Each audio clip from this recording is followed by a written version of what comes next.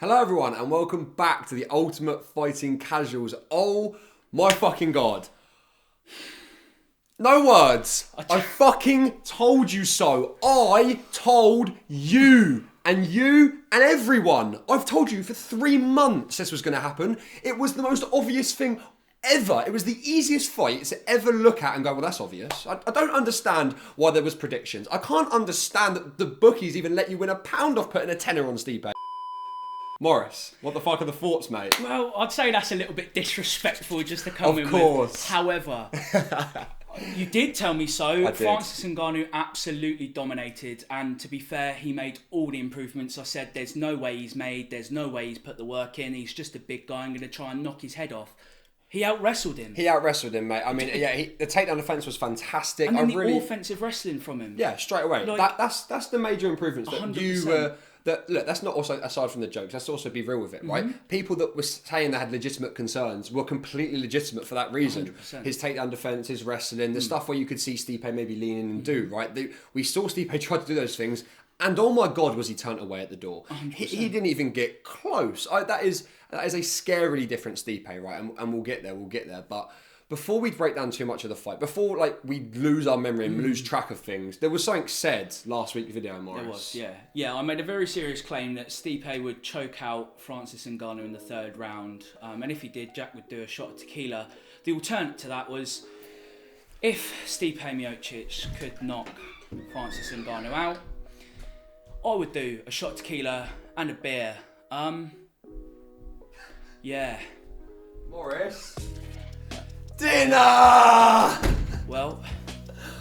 Dinner! I've even got him in a beer Moretti glass, like style glass. But do you know what? But take it out of my hands. That's going, right? That's gonna go. But as he's my bro, this is the first time we've done this. I'm going to join him in a little bit. I've got a little half glass just to cheers him off. I'll rate that. It's lovely weather outside. This is a different style of UFC videos. But look, this is what it's all about, right? Cheers, mate. To Francis Ngannou. To the heavyweight champion of the world.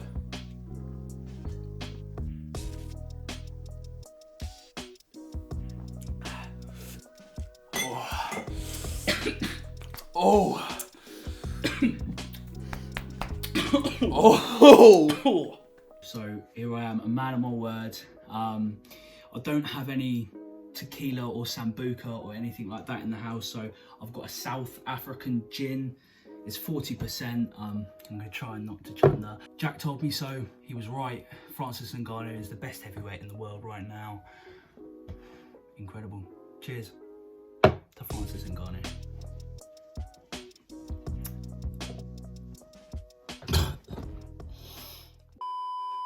Okay, so now we've had our fun. I'm glad Morris stuck to the bet. We're going to keep doing those for all the big fights, best believe, especially ones where we both don't see eye to eye on it. Way more fun, right?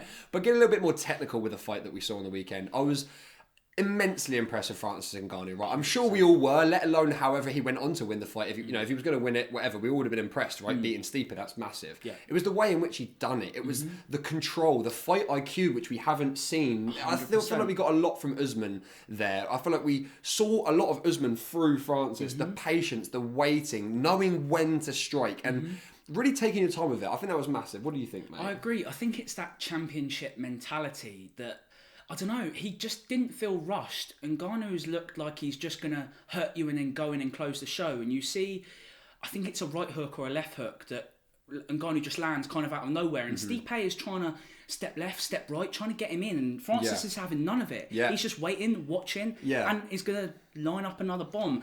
And it's that progression that we've seen in the fight IQ. I talked about it with Stipe being his key weapon, but actually, fair play, Francis Ngannou. Yes, absolutely, man. I think that Stipe, that's super important. I feel like Stipe's fight IQ, what you just said just before that, was really important. He was trying to get Francis to step in. He was almost playing it too much a little bit. 100% playing chicken. Yeah, exactly. And I feel like before, again, try not to skip too much into the fight. It wasn't too long anyway. But when we eventually saw him get knocked out, just before that, literally 5 seconds, you saw him lean in and throw that right hook. Yeah. Now listen, whether that hit Ngannou or not, whether that damaged him or not, whatever it did, right?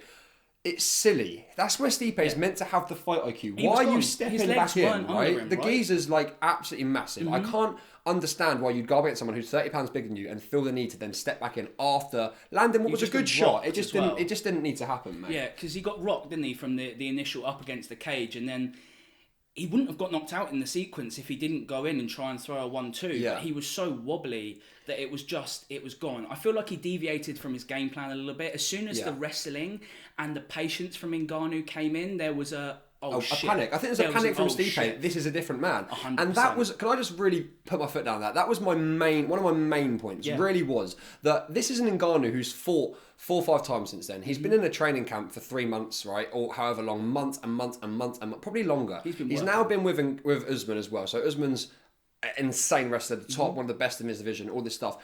When you then see someone like Ngannou, who's a physical specimen and a genetic freak, put in with all of those things working around him, develop the technique. I mean, the most incredible part of that fight was actually the sprawl from Ngannou, from my perspective. When you see Ngannou try and muscle out of the grappling exchange initially from Stipe, but then he gets his back against the cage, manages to turn his hips and pull them away, push down Stipe, and then control him. Yes, and it was that elevation of his technique that allowed Francis to really take control of this fight, and I really do believe we're looking at the next heavyweight champion for a long time. So, analysing Stipe's performance a little bit, as Moz said, I completely agree. The game plan seemed to go out the window, right? But I feel like that seemed to happen because of what Ngannou was doing. It was more of a reactionary game plan change. I don't think that Stipe himself had a game plan that necessarily went anywhere. I don't think that he just stopped doing stuff. I think that he realised what Ngannou was doing. He didn't have an answer for that, right? And this is where my point comes in also. He's too old. He's 38 years old. He is way, way too slow. He cannot be there anymore. That's my opinion, and I know people won't like it. I do think Stipe is a heavyweight GOAT, if it helps at all, right? I think he's the heavyweight GOAT.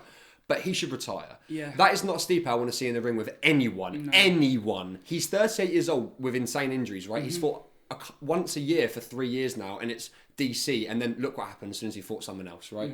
And they were both older guys. I think we're starting to see now a passing of the guard. As I said, I think it did happen. It did happen exactly how I said. There's a passing of the guard now, and I truly believe that as well. It's not like meant to make a point. I just feel like the older guy is done what he had to do, 100%. Move away from the sport and let the new guys take over now. Absolutely, and I think, we see it a lot with like Tyron Woodley.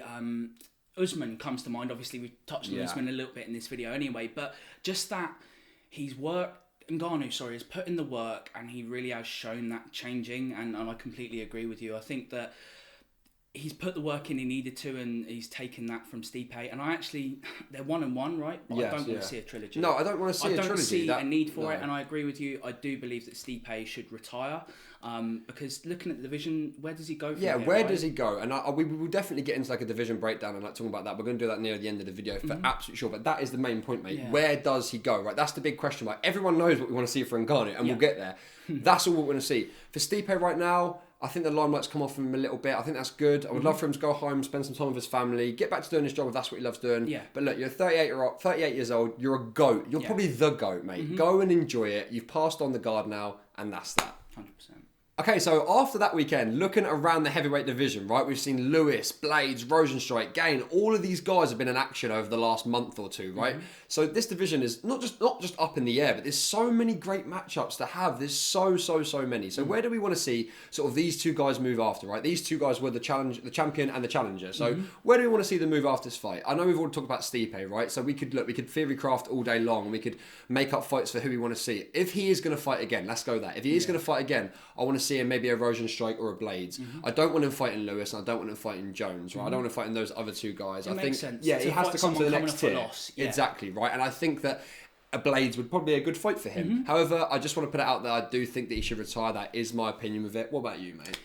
I think I agree. We've seen all we're going to see, and he's proven his legacy, right? He's got the most defences in heavyweight history, and yeah, I just don't know what more else he can prove. So like honestly, retiring for me now for Stipe would be the best. But like I said, if we're like, do you think a fight against Blades would even be worth it at this point? Do you know what I mean? See, if he is going to fight again, that's the fight I'd probably like to see him in most, just because of the lack of the massive knockout danger. There's no, it's not Derek Lewis or Francis Ngannou again. Yeah. So he won't take as much damage, sort of thing. Hopefully, just because I like him, but if we're putting it in that context and we're talking about him like this exactly right, mate. I think it kind of says enough, doesn't it? Absolutely.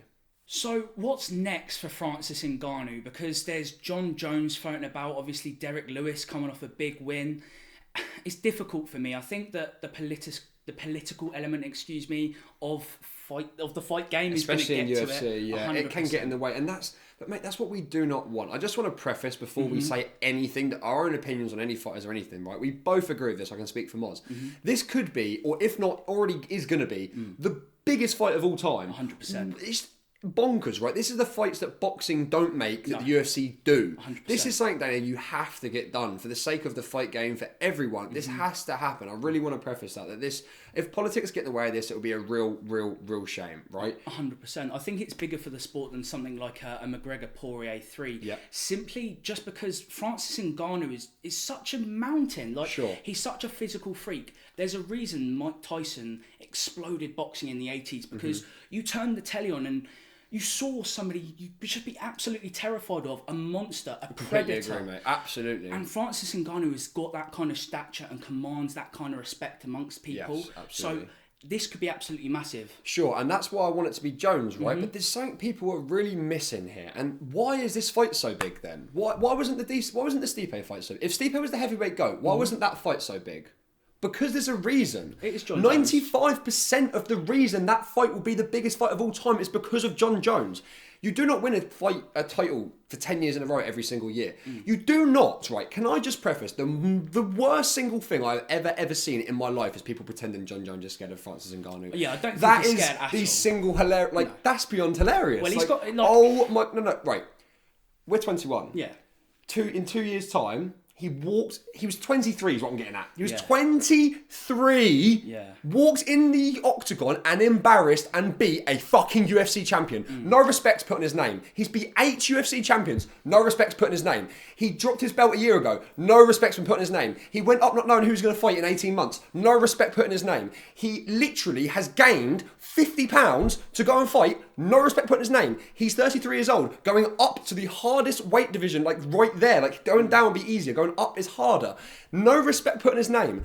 John Jones, I feel for you. You're trying to get the biggest bag of your life because you're in the biggest fight of your life. Do you hear what this guy said? He's the biggest, scariest guy ever. I completely agree. We've just seen what he did to Stipe. Yeah. Oh my God, how can people sit there and say he doesn't deserve the bag? He's the greatest fighter of all time. You're wrong. You're idiots. You're stupid. You're ruining the sport and you're getting in people, you're getting in the head, you're getting in the fan consensus. Let the fight happen. Let the build-up happen. Let the man get his fucking bag and let's see the best, biggest fight of all fucking time. So to give my opinion on the whole Jones fighting, it's so over-politicised and I completely understand where Jones is coming from, but I just think he's throwing his toys out the pram a little bit and I think that he's letting his emotions do too much talking. I do believe his accolades in the UFC cannot be rivaled by anybody, and you know the title defences and what he's done for the company speaks for itself. But his attitude and the way that he goes about asking for the money, I just don't think is right. I think look at the success Khabib has had and the way that he's been able to ride that wave and create that relationship with Dana. John Jones isn't that type of person whatsoever, but I think that's why there's so much clashing heads. The UFC isn't coming, win one fight one fight and retire off that money. That's why McGregor went and fought Mayweather, because he recognised that he's not going to get 100 million. John Jones, I think maybe will have to do the same, and I think that this heavyweight title, if he can get his hands on it, could propel him into that kind of, and propel the UFC to that place. I just don't think it's there yet, and I don't think John Jones has enough of a pull just yet without a Francis Ngannou fight. So Moz, I completely see where you can come from, right? I can see what you mean by being emotional, throwing your toys out the pram. Yeah. If I was John Jones, I wouldn't have just thrown my toys out the pram. I would have left the fucking planet. I would have left the planet. If I've got people sat opposite me when I've done everything, and I mean everything, then I just don't know what more you can give as a human. And you can talk about other people's negotiations as much as you want and what they went and did, and I agree, and that's great. Name me another McGregor. You can't. Why can't you? Because he's the only one. Name me another John Jones. You can't. He's the only one.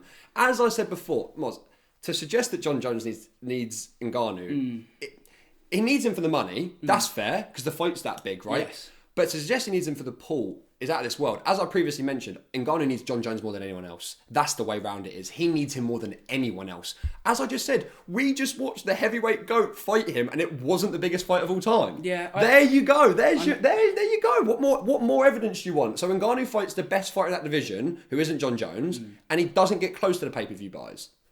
So he needs John Jones then. So he needs John Jones to get close to that, right? Yep. They both want it. I get the pay thing. That I agree. If you need to understand, you need to go somewhere else. I completely agree. I think that, but where would Jones, would you see him box? I just don't, no, I don't think so, because he's not that kind of striker, is he? I struggle to see where he goes. He's had a massive falling out with Nike as well. Yeah, that's Dana's point. He's had a massive falling out with Nike, one of his really major bad, sponsors. Yeah. So I do think he's in a little bit of a bad headspace. But Dana's got all the leverage on him. This is the problem, right? But that's the way the UFC works, and it always has been. It's that we always see the fighters trying to make headlines and make waves, and it's not the best. It's better than boxing, but come on, let's get this fight made. Yeah. Because although my opinion is completely different from yours, I want to see it. You want to see it because you want to see Jones cement his legacy. I want to see John Jones get laid the fuck out. Okay, so just really quickly going over two of the other big fights that we saw from the weekend. Woodley versus Vicente Luque. Wow. Okay, I got the bet wrong, but we did see an old Woodley, right? We saw Woodley try a lot more. He looked like he was actually in the octagon. I know that sounds stupid. You may see him like, he looked like he was floating out of his body for half the other fights, right? But he was there. Yeah, okay, he didn't last long and all that stuff, whatever. But let's not underestimate Luque here. And I think Woodley agreed with that in the end. Like, people said, that was the old Woodley back, but Jesus Christ, Luque, wow, what a fighter, what a performance. I really think you should keep an eye on him. He's definitely my one to watch for the rest of this year in that division. 100% keep an eye on. There's also a really other fighter who we both bet on to win, and that was Sugar Sean O'Malley. I mean, he knocked him out twice in the fight. I really think he should have been stopped in the first round. Definitely, mate, yeah. But that comes up to some of our previous arguments, which is don't stop till the ref pulls you off. And absolutely. Yeah, Sean O'Malley looked really good, really crisp, really clean. I'm interested to see where he goes from here, because 135 is a really interesting division outside of the kind of top 15. There's Nathaniel Wood, who's been calling his name. Yes. English fighter. We saw him fight Casey Kenny. Now, lots and lots of work rate, lots of leg kicks. So what I want to see Sean O'Malley next is that Nathaniel Wood, excuse me. I would absolutely love to see that, mate. Yeah. Okay, so thank you very much for watching this week's episode. Unfortunately, this is the only episode coming out this week. We usually have two, one drop on like a Wednesday and one drop on a Friday. But just with a lot of uni work and a lot of busy stuff we both got going on right now, unfortunately, we're only going to get one episode out this week and maybe only one next week. But that doesn't take away from this video. We genuinely did hope you enjoy it. It was super fun to make. I'm so happy Moz did the beer. Yeah. There's still a tequila to come. There is. That was just for getting the bet wrong. There's still a gin. Well, I'll allow it. It's going to be a shot of gin. There's no tequila at home, but we've learnt our lesson and we'll do the beers after we start filming next time. Yeah, definitely at the end. That's definitely the best way to do it. We've struggled our way through this, so I hope you've enjoyed. Follow the Insta. Yeah, absolutely. That shit is down below. Absolutely. Like, comment, sub, as Moz said, all that shit, and we'll see you next time.